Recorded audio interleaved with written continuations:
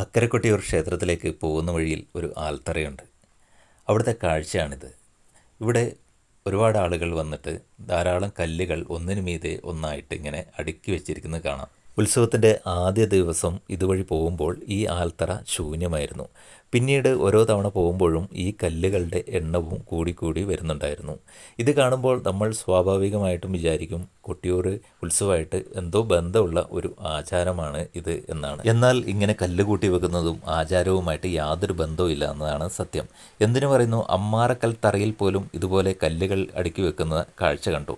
അപ്പോൾ അവിടുത്തെ പൂജാരി പറയുന്നുണ്ടായിരുന്നു, ഇതൊന്നും ആചാരമല്ല, ഇത് നിങ്ങൾ ഭഗവാന്റെ തറ പൊളിക്കുന്നതിന് തുല്യമാണ്, അതുകൊണ്ട് ഇങ്ങനെയൊന്നും ചെയ്യരുത് എന്ന് അവർ പറയുന്നുണ്ടായിരുന്നു. എങ്കിലും ചില ആളുകൾ വീണ്ടും വീണ്ടും ഇത് ചെയ്തുകൊണ്ടിരിക്കുകയാണ്. മുന്നിൽ വന്ന ആരോ ഒരാൾ ഇതുപോലെ കല്ലുകൾ കൂട്ടിവെച്ചു. പിന്നീട് പിന്നിൽ വരുന്ന എല്ലാവരും ഇതുപോലെ കല്ലുകൾ വെക്കാൻ തുടങ്ങി. അതാണ് ഇവിടെ സംഭവിച്ചിരിക്കുന്നത്.